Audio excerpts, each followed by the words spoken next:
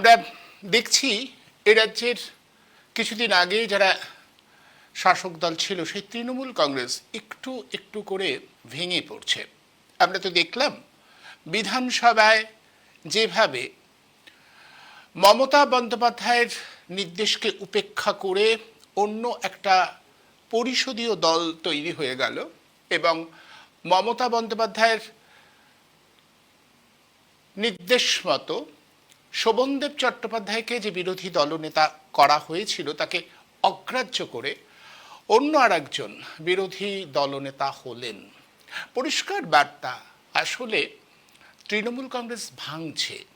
এ রাজ্যের শাসক দল এবং এ রাজ্যের আপাতত যে বিরোধী রাজনৈতিক দলটা তৈরি হয়েছে তা আসলে শাসক দলের সঙ্গে মিলেমিশে কাজ করবে। যদিও গঠনমূলক সমালোচনার কথা বলা হয়েছে, কিন্তু কটাক্ষ করে কেউ কেউ বলছেন যে শাসকও যে দলের, বিরোধীও সেই দলের।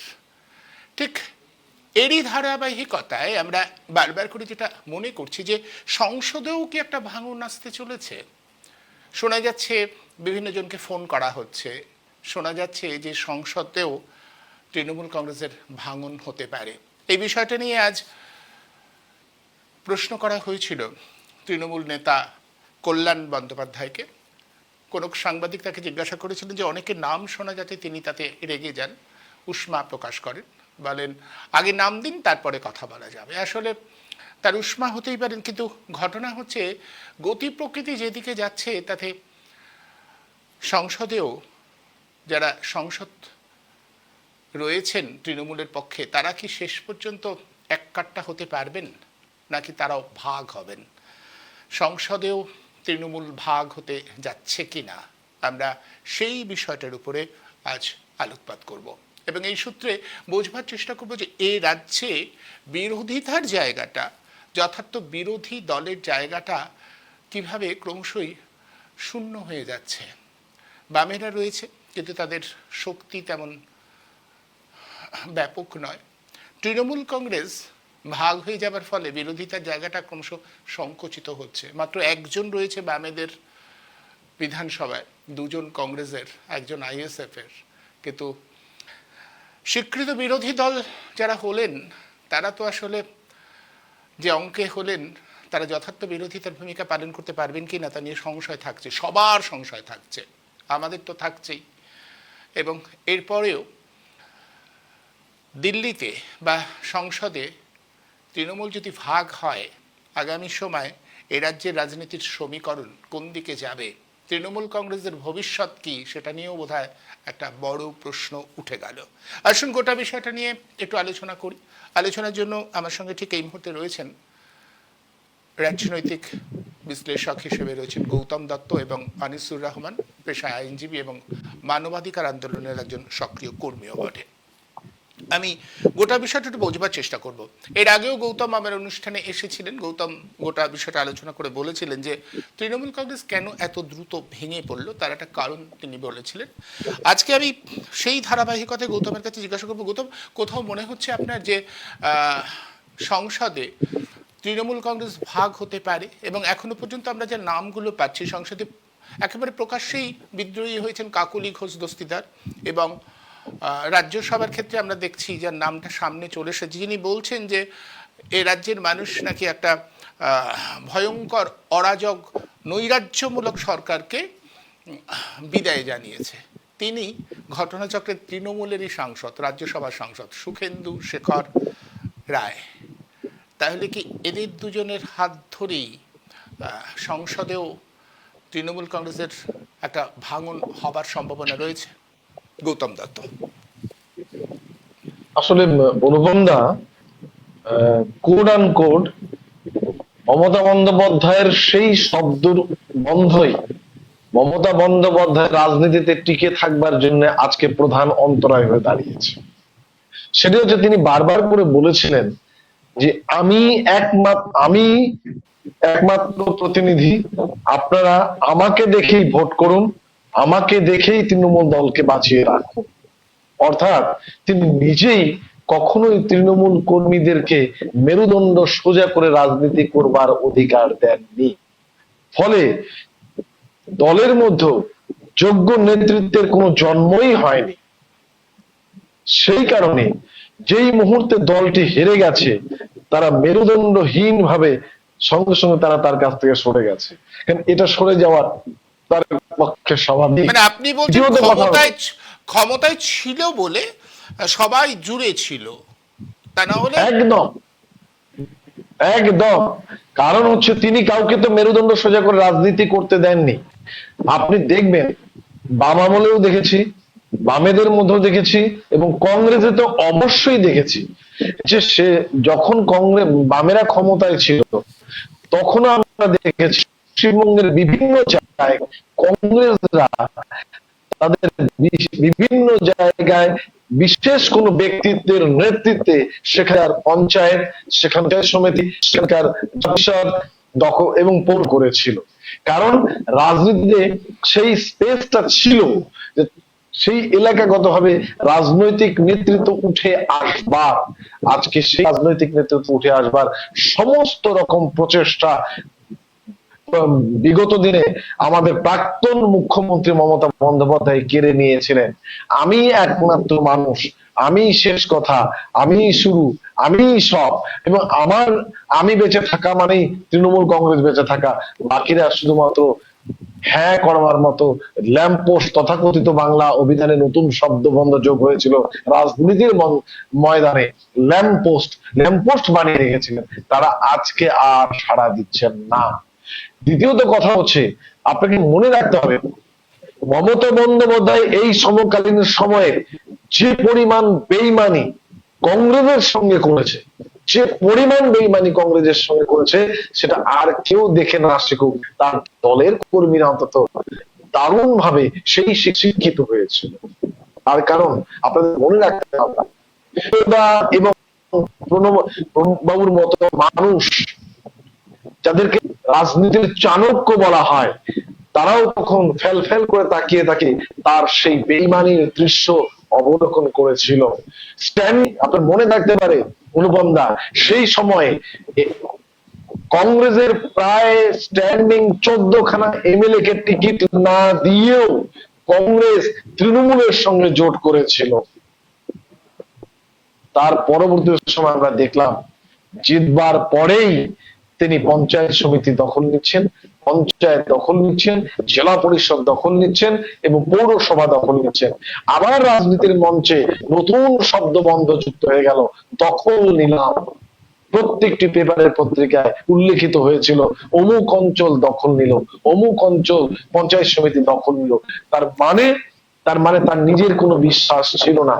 স্বকীয় ক্ষমতায় আমি ক্ষমতাসীন হতে পারি সেটা ছিল না। কারণ অনেক মানুষ বংশ পরাক্রম ভাবে বামপন্থী রাজনীতির সঙ্গে যুক্ত ছিল, কংগ্রেস রাজনীতির সঙ্গে যুক্ত ছিল। তাদেরকে বল প্রয়োগ করে, তাদের বিরুদ্ধে কেস দিয়ে, নানাভাবে তাদেরকে যন্ত্রণা দিয়ে তাদেরকে দলে নিয়ে এসেছিল। সেই মানুষগুলো মনে প্রাণে তাদের দল করত না। একটি মাত্র পৌরসভাও যদি তার দখলের বাইরে থাকতো, সেই পৌরসভাকে যতক্ষণ না পর্যন্ত তিনি তার নিজের দলের মধ্যে অন্তর্ভুক্তি করতে পারছেন, ততক্ষণ পর্যন্ত সর্বপ্রকার অন্যায়, সর্বপ্রকার নোংরামি তিনি করে বেরিয়েছেন। আজকে তার সেই অকাল দৃশ্য তিনি দেখতে পাচ্ছেন। আসলে কি জানেন তো অনুপমদা, একজন বেইমানের কাছে সবচেয়ে বড় আতঙ্ক হচ্ছে আরেকটি বেইমান। একজন বেইমানের কাছে সবচেয়ে বড় আতঙ্ক কিন্তু অন্য কোনো সাধু নয়, অন্য কোনো সৎ মানুষ নয়। এসব ঠিক আছে, আমি বলছি কোথাও আমরা যদি আলোচনাটা এটা করি, মানে আপনাকে যে সংসদে ভাঙতে যাচ্ছে কিনা এবং এই সূত্র ধরে আমাদের গণতন্ত্রের বিপদটা, আপনি যেটা বলছেন একেবারে স্বীকৃত সত্যি তো যা হয়ে এসেছে, কিন্তু একটু ভালো করে ভাবুন এটা গণতন্ত্রের জন্য কতটা বিপদ। আমাদের রাজ্যে ঠিক এই মুহূর্তে বিরোধী শূন্য হয়ে গেল, সেই অর্থে মানে শাসক দল এবং বিরোধী আসলে দুটোই সরকারের, শাসকের, তা যদি হয় গণতন্ত্রের জন্য সেটা কি খুব ভালো বার্তা? গণতন্ত্রে তো একটা বিরোধী না, দল ভালো উপস্থিত না। থাকবে, গণতন্ত্র সেটা তো সব জায়গায় নষ্ট হয়ে যাচ্ছে। আপনি যদি পার্লামেন্টেও দেখেন এখন একটা বিরোধিতার জায়গা রয়েছে, যেটা চেষ্টা করা হচ্ছে যদি ভাঙে তাহলে ওই এক দলের শাসন রক্ষা করবার জন্য অগণতান্ত্রিক উপায় সাংসদদের ভাঙানো হবে।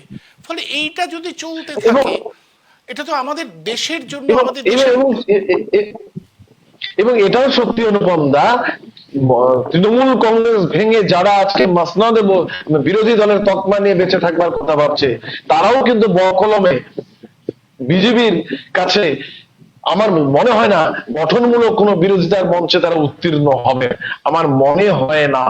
কারণ তারাও মনে করছেন এই মুহূর্তে প্রিয় মমতা বন্দ্যোপাধ্যায়ের কাছ থেকে সরে গিয়ে একটা সেফ জোন তৈরি করা দরকার, যেখানে দাঁড়িয়ে আমরা প্রমাণ করব যে আমরা কঠোর বিজেপি বিরোধী লাইন থেকে কিছুটা সরে এলাম। সুতরাং আমাদের সঙ্গেও যেন বিজেপি একটা সহমর্মিতা মনোভাব পোষণ করে, এটা কিন্তু অবশ্যম্ভাবী অপেক্ষা করছে।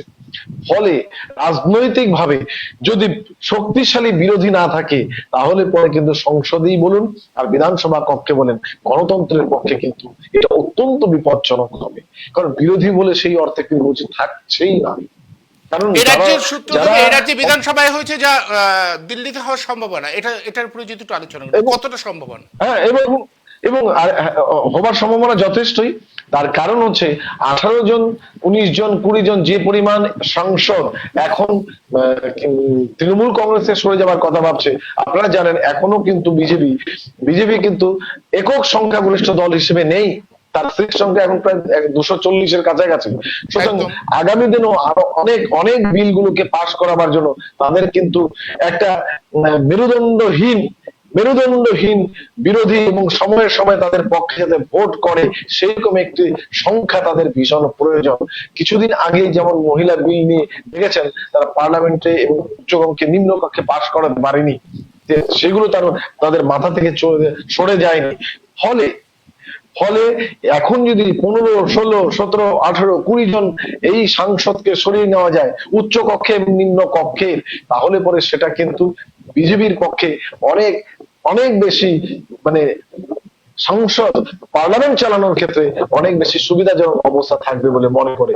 পাশাপাশি এমডিজোটকেও অনেকাংশে ভেঙে দিয়ে তারা এমডিজোটকে আরো দুর্বলতর পরিণত করবার যে কৌশল সেখানে তারা এগিয়ে যাবে।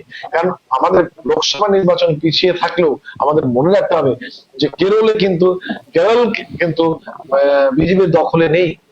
ফলে পশ্চিমবঙ্গ থেকে যত বেশি করে আগামী দিনে এমপি সংখ্যা বাড়ানো যাবে, পার্লামেন্ট তত বেশি তাদের কন্ট্রোলে থাকবে, এটা তারা মনে করছে। কারণ উত্তরপ্রদেশের নির্বাচন নিয়ে তারা যথেষ্ট টেনশনে আছে। উত্তরপ্রদেশের রেজাল্ট যদি ভালো হয় তো কিছুটা বাঁচোয়া, তা না হলে পরে পশ্চিমবঙ্গ থেকে প্রচুর সংখ্যক এমপি কে বের করে নিয়ে আসতে হবে যে কোনো মূল্যেই। ফলে উত্তর পূর্বাঞ্চলে এতগুলো রাজ্যে আপনাকে যদি লক্ষ্য করে দেখেন, অর্থাৎ ত্রিপুরা থেকে শুরু করে আপনার আসাম থেকে শুরু করে আপনার পশ্চিমবঙ্গ, উড়িষ্যা এবং বিহার, এই উত্তর পূর্বাঞ্চলে প্রচুর এমপি কে বের করে নিয়ে আসতে হবে, এটাই তাদের এখন অন্যতম কৌশলের মধ্যে আছে। স্বভাবতই যে কোনো মূল্যে একদম তৃণমূলকে মেরুদণ্ডহীন করে দিতে পারলে আসন্ন লোকসভা নির্বাচনে বিজেপির পশ্চিমবঙ্গ থেকে ফলাফলটা অসম্ভব রকমের ভালো হবার সম্ভাবনা থাকবেই। যার জন্য লক্ষ্য করে দেখেছেন কিনা আপনি লক্ষ্য করে দেখবেন ছোট ছোট বিষয় যে সরকারি কর্মচারীদের নিয়ে তারা বসছেন। কেন বসছেন? তারা উপলব্ধি করেছেন যে সরকারি কর্মচারীর একটা বড় ফ্যাক্টর ভোট পলিটিক্সে।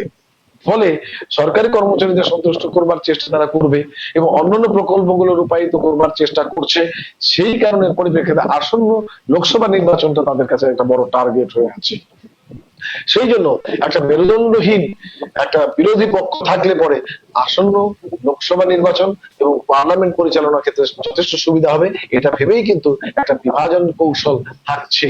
আমরা এর আগে সিন্ধেকে দেখেছি, মহারাষ্ট্রের মাটিতে নির্বাচনকে দেখেছি, মহারাষ্ট্র দুর্বল হয়ে গেছে।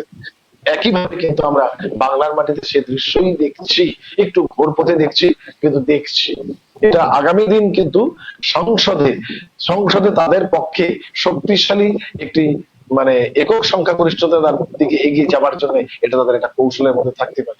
রাজনৈতিক কৌশল তার থাকতে পারে কিন্তু মমতা বন্দ্যোপাধ্যায়ের আরো অনেক বেশি বিরোধী রাজনৈতিক দলগুলোকে যদি আজকে স্পেস দিতেন, তাহলে পরে আজকে তার এই পরিণতি হতো না।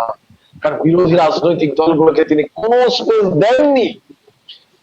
কংগ্রেসকে যেভাবে নিঃশেষ করার খেলায় তিনি নেমেছিলেন, আজকে কিন্তু তাকে তার প্রত্যেকটা মুহূর্তে ফল ভোগ করতে হবে এবং হচ্ছে। এটাই কিন্তু আমি মনে করছি। বেশ, আমি আনিসুর রহমানের কাছে আসি। আনিসুর বাবু, আপনি শুনলেন যে এ রাজ্যে বিধানসভার যে ঘটনা ঘটেছে, পার্লামেন্টেও একই ঘটনা ঘটতে যাচ্ছে। মানে কোথাও তো একটা আশঙ্কা হচ্ছে যে এইভাবে একটু একটু করে সমস্ত দলটাকে ভেঙে একমুখী একটা জায়গায় নিয়ে আসার প্রয়াস বিজেপি করবে। দেখুন, সম্ভাবনা তো রয়েছেই, সম্ভাবনা উড়িয়ে দেওয়া যাচ্ছে না। বিধানসভাতে ইতিমধ্যে যেটা হয়েছে এবং সেটা লোকসভাতে রাজ্যসভাতেও সেই ছবি আসতে পারে বলে আশঙ্কা তৈরি হয়েছে। তবে সামগ্রিক আলোচনার প্রেক্ষিতে আমি বলবো যে গণতন্ত্রের জন্য খুব দরকার সরকার বদলানো। একটা রুটি যখন একটা পিঠ বেশি সময় থাকে সেই পিঠটা পুড়ে যায়, ঠিক একটা সরকার যদি বেশি সময় থাকে তাহলে তারা করাপ্টেড হয়ে যায়। করাপশন যেমন এটা তো গণতন্ত্রের নিয়ম যে একটা সরকার যাবে আর একটা সরকার আসবে। একদম। তাহলে কি হয়, মানুষ পরিষেবা পাবে, মানুষের গুরুত্ব থাকে, মানুষ তখন ভোট ব্যাংক নয়, তারা নাগরিক হয়ে ওঠে। কিন্তু আজকের এই মুহূর্তে পশ্চিমবঙ্গে পালা বদল হয়েছে এবং সেই পালা বদলে শুভেন্দু অধিকারী নামক একজন রাজনীতিক, তিনি ক্ষমতার সিংহাসনের সর্বোচ্চ পদে তিনি আসীন হয়েছে। আসলে এই যে ক্ষমতার পরিবর্তন, এই পরিবর্তনটা কিন্তু যে কোনো যেভাবেই হোক, আমরা দেখেছি যিনি রেফারি ছিলেন এসআইআর প্রক্রিয়া এবং ভোট পরিচালন প্রক্রিয়া রেফারি, তিনি পুরো তার দায়িত্বে, সে বড় জাগরওয়াল, তিনি এই সরকারের এখন মুখ্য সচিব। খুব আশ্চর্য, একেবারে তার পরের দিনের থেকেই তিনি মুখ্য সচিব হওয়ার আগেই তিনি বসে গেলেন শুভেন্দুর পাশের চেয়ারে। যিনি মুখ্য অবজারভার ছিলেন সুব্রত গুপ্ত, তিনি এই শুভেন্দু অধিকারীর প্রধান উপদেষ্টা হয়ে গেলেন। সর্বোপরি ভারতীয় জনতা পার্টি একটি রাজনৈতিক দল, তার ধাত্রী সংগঠন বা মাদার সংগঠন হচ্ছে আরএসএস। তারা জন্মলগ্ন থেকে দীর্ঘদিন তারা ভারতবর্ষের জাতীয় পতাকা, তেরঙ্গা জাতীয় পতাকা তারা কখনো উত্তোলন করেনি এবং তাদের যার নেতারা তারা বরাবরই জাতীয় পতাকাকে টিপ্পনি কেটেছে। জাতীয় পতাকাকে তারা বদলে দেওয়ার জন্যই তারা বারে বারে ঘোষণা দিয়েছে। এমনকি কিছুদিন আগে পর্যন্ত অনন্ত কুমার হেগড়ে, তিনি একসময় কেন্দ্রের মন্ত্রী ছিলেন মোদীর মন্ত্রিসভা, তিনি বলেছেন যে আমরা ভারতবর্ষের এই পতাকাকে এবং সংবিধানকে বদলে দেওয়ার জন্যই আমরা ক্ষমতায় এসেছি। ঠিক যেমন পতাকা, ঠিক তেমন সংবিধান, এই সংবিধানকে তারা মানে না এবং এই সংবিধানকে যে আরএসএস এর দ্বিতীয় সরসংঘচালক গোলওয়ালকার এটা টুকলি সংবিধান বলে তিনি আখ্যায়িত করেছিলেন। ফলে যারা আইন মানে না, সংবিধান মানে না, যুক্তরাষ্ট্রীয় ব্যবস্থাপনা মানে না, ফলে সেই শক্তি ক্ষমতায় আসলে আমাদের মতো যারা একটু গণতন্ত্রপ্রেমী মানুষজন, তাদের একটু ভয় লাগে বই কি।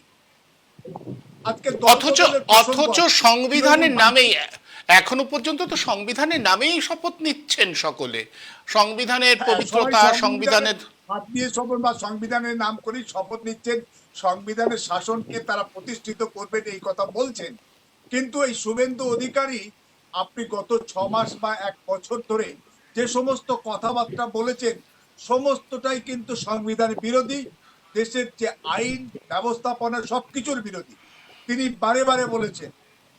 এবং ভারতবর্ষে এই মুহূর্তে যে সমস্ত আইন কানুন হচ্ছে, সবটাই হচ্ছে ভারতবর্ষের সংবিধানকে বুড়ো আঙুল দেখিয়ে এবং বিচার ব্যবস্থার একাংশকে দারুণভাবে কবজা করে। এখন আজকের বিষয় তৃণমূলের দল ভাঙছে। দলটা ভাঙলো কোন ইস্যুটাকে কেন্দ্র করে? মমতা ব্যানার্জির প্রতি অনাস্থা না, সবাই কিন্তু বলছে যে মমতা ব্যানার্জি আমাদের নেত্রী। কেউ মমতা ব্যানার্জির প্রতি আস্থা হারাননি বলে তোকে বলেছে, অন্য অনেক বিতর্ক হয়েছে, অনেক কথা বলেছেন, কিন্তু তাদের নেত্রী মমতা ব্যানার্জি বলেছেন। একটা বিষয় যে ব্যাপারটা হচ্ছে পরিশোধিত দলনেতা কে হবে, বিরোধীদের পক্ষ থেকে, সেটা মমতা ব্যানার্জি বা তাদের সুপ্রিমো তারা ঠিক করেছে, এবং সেখানে কিছু সই নিয়ে সঠিকভাবে সই করা হয়নি, ক্যাপিটাল লেটারে সই করা হয়েছিল যারা উপস্থিত ছিল না তাদের নামে।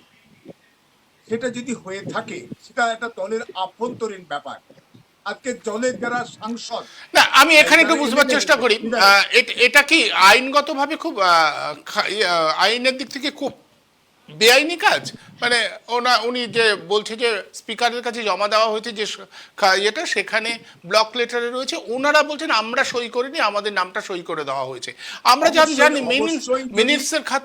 আমরা যেখানে যে কোনো সই করি বা আমার নাম যখন নামে যখন সই করা হচ্ছে, ক্যাপিটাল লেটারে হোক, বাংলায় হোক, ইংরাজি হোক, যে কোনো ভাবেই হোক, যা যে করেনি তার সই ওখানে পাঠাবার প্রয়োজন নয় বা দরকার নয়, উচিত নয়। এটা অনৈতিক আমি মনে করি, এই অনৈতিক কাজ এবং অবশ্যই পানিশেবল অফেন্স।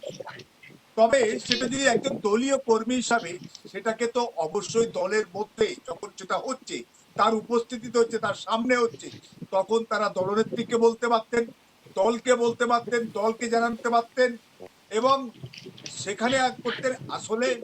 কিন্তু তারা তা না করে স্পিকারকে বলছেন। এখন বলা হচ্ছে স্পিকার কোনো দলের নয়, তিনি সবার ঊর্ধ্বে। এটা একটা জাগলারি, একটা বদমাইশি এবং একটা ধান্দাবাজি, রাজনীতির কারবারিদের এই সমস্ত কথাবার্তা।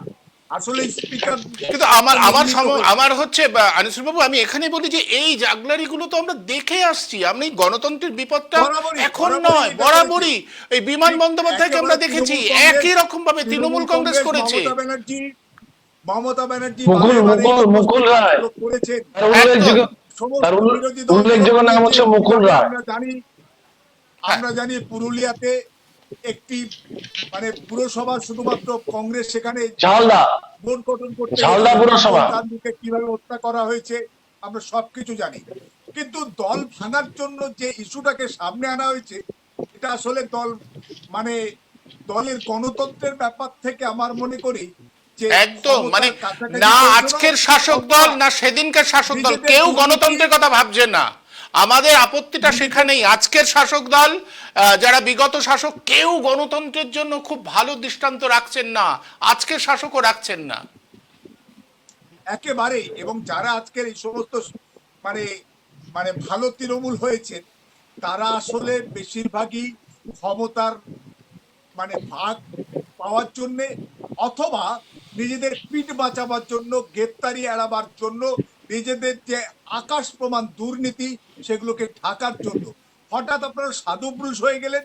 তাহলে এই 1 মাস আগে আপনারা নির্বাচনে কেন তৃণমূলের টিকিটে দাঁড়ালেন? নির্দল হিসেবে দাঁড়াতে পারতেন, এত জনপ্রিয় হতেন। অন্য কোনো দলের টিকিটে দাঁড়াতে পারতেন, অন্য কোনো দল ভালো মনে হতো। মমতা ব্যানার্জিকে নেত্রী মেনে, অভিষেক ব্যানার্জিকে সেনাপতি মেনে তাদের প্রতীকে আপনি ভোটে দাঁড়ালেন, আর 1 মাসের মধ্যে সেখানে গণতন্ত্র নেই, কত খারাপ বলে বলছেন। আসলে বাংলার মানুষ সব দেখছে, নাগরিকরা সব দেখছে, এরাও হচ্ছে রাজনীতির কারবারি, ধান্দাবাজি। মমতা ব্যানার্জি তৃণমূল কংগ্রেসের সমস্ত দুর্নীতি তারা দেখেছেন, তার ভাগ নিয়েছেন, তারাও দুর্নীতির পার্ট এবং পার্সেল, সেখানে থেকে সব রকম দুর্নীতি করেছে। সাবিনা ইয়াসমিন দেখি বিতব্রতর পাশে বসে আছে। সাবিনা ইয়াসমিন সবার আগে মোথাবাড়ি কাণ্ডে মালদাতে আজকের প্রায় শতাধিক মানুষ অ্যারেস্ট হয়েছে, 1000 মানুষের উপরে খাড়া ঝুলছে, 12খানা কেস হয়েছে, 12খানা কেসই এনআইএ নিয়েছে। ইতিমধ্যে 4টে কেসে আপনার মানে চার্জশিট হয়েছে। সেখানে সবার 1 নম্বর আসামি হওয়া দরকার ছিল সাবিনা ইয়াসমিন। মমতা ব্যানার্জি বুক ঠুকে বলেছিল মোফাক্কেরুলকে অ্যারেস্ট করে যে একেবারে মূল কালপ্রিটকে ধরেছি। আসলে সেও কিন্তু ভিকটিম বলে আমি জানি এবং মানি, আমার কলিগ ফ্রেন্ড। সেখানে সেই সাবিনা ইয়াসমিনের উপরে যখন খাড়া ঝুলছে মোথাবাড়ি কাণ্ডে জজ ম্যাজিস্ট্রেটদেরকে আটকে রাখার জন্য, তখন সাবিনা ইয়াসমিন আজকে দল বদল হয়ে গেল, সে এখন ভালো তৃণমূল হয়ে গেল মমতার তৃণমূল ছেড়ে। ফলে এরা কেউ নীতি বা আদর্শের জন্য আজকে দল বদল বা পালা বদল বা অবস্থান বদল করছে না। সব ব্যক্তিগত আখের গুছাবার জন্য, নিজেদের পিঠ বাঁচাবার জন্য বা শাসকের রোষ থেকে বাঁচার জন্য। শাসক তো মরিয়া, 1 মাসের মধ্যে লক্ষ লক্ষ মানুষের আজকের রুটি রুজি কেড়ে নিয়ে তাদেরকে রাস্তায় বসিয়ে দিয়েছে। যখন তখন যত্রতত্র বুলডোজার। এখন নাকি দিল্লি কেন্দ্রীয় সরকার হাজার হাজার বুলডোজার পাঠাচ্ছে পশ্চিমবঙ্গের জন্য। এই বারে বারে শুভেন্দু অধিকারী একটা নির্দিষ্ট সম্প্রদায়কে টার্গেট করে বুলডোজার দিয়ে তাদেরকে সব সোজা করে দেবার ঘোষণা বারে বারে দিয়েছে। ফলে সেই জায়গা থেকে প্রমাদ করে কিছু মানুষ, এরাও রাজনীতির কারবারি, তারা আজকের তৃণমূলকে ভেঙেছে। আজকে তৃণমূল ধোয়া তুলসী পাতা নয়, সবাই জানে। আমরা বারে বারে আমরা বারবার একদম আমরা বলেছি যে আজকের কিভাবে প্রাতিষ্ঠানিক দুর্নীতি, 26,000 লোকের চাকরি শুধু নয়, শিক্ষা ব্যবস্থা, স্বাস্থ্য ব্যবস্থা সমস্তটাই কোলাপস করে দেওয়া হয়েছিল। আজকের এখানে এমএলএ টিকিট পেয়েছে যারা, সবাই আমরা কান পাতলে শুনতে পাই, কেউ 5 কোটি, কেউ 7 কোটি, কেউ 8 কোটি টাকা দিয়ে এমএলএ টিকিট কিনতে হয়েছে। এবং তাদের মধ্যে অনেকেই 60 জন ভালো তৃণমূলের আছে, তারা আজকের ওখান থেকে জিতে এসে এখানে আসলে সবটাই হচ্ছে শুভেন্দুর রোশানল থেকে বাঁচতে। এবং শুভেন্দু তো হচ্ছে মানে বোর্ডে, শুভেন্দু কিন্তু নিয়ন্ত্রক নয়, নিয়ন্ত্রণ অন্য জায়গা থেকে হচ্ছে। মন্ত্রিসভায় কারা কোথায় যাবে আর এই ঋতব্রত দলকে কিভাবে ব্যবহার করবে সেটাও কিন্তু দিল্লি থেকে গিয়ে একেবারে শেখানো, সমস্ত ব্যবস্থাপনার মধ্যেই তাকে চলতে হচ্ছে এবং চলতে হবে।